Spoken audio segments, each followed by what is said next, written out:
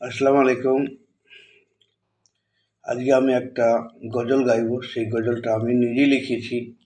আশা করি আপনাদেরকে ভালো লাগবে। শুরু করছি। মাটির বাড়ি, মাটির ঘর, মাটি হবে তোর বিছানা। মাটির বাড়ি,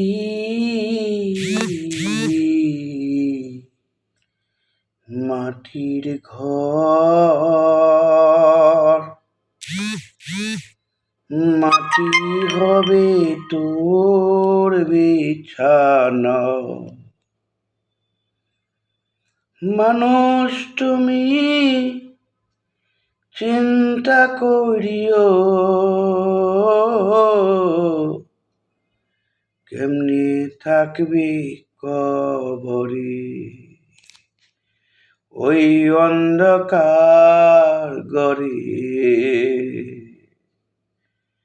মানুষ তুমি চিন্তা করো, কেমনি থাকবে কবরে, ওই অন্ধকার গরে। হায়রে কেমনে থাকবে কবরে, ওই অন্ধকার গরে। নামাজ রোজা নবীর সুন্নত, বাপ মায়ের দোয়া